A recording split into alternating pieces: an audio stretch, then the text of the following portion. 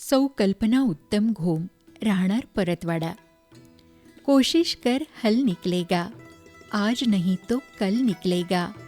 मेहनत कर पौधों को पानी दे, तो बंजर जमीन से भी फल निकलेगा.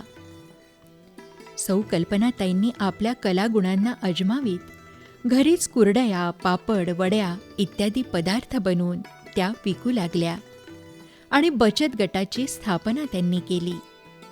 परंतु तोच तो व्यवसाय सर्व करतात म्हणून आपण करायचा का? या विचारानं त्यांचं मन स्वस्थ बसत नव्हतं. आता आपण वेगळं काहीतरी करायचं हे त्यांनी ठरवलं. मेळघाट जवळ असल्यानं त्यांनी डोंगराच्या पायथ्याशी 10 एकर शेती बचत गटाच्या माध्यमातून लागवडीसाठी घेतली.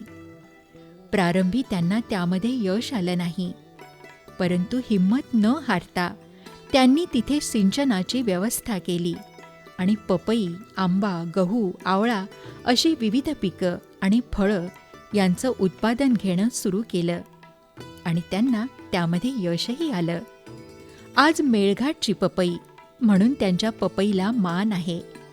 मेळघाटसारख्या दुर्गम भागात त्यांनी शेतीच्या माध्यमातून रोजगार निर्मिती करून तिथल्या बांधवांना त्याचा फायदा मिळवून दिला आहे. स्त्रीच्या या कृषीवल रूपाला आमचा मानाचा मुजरा.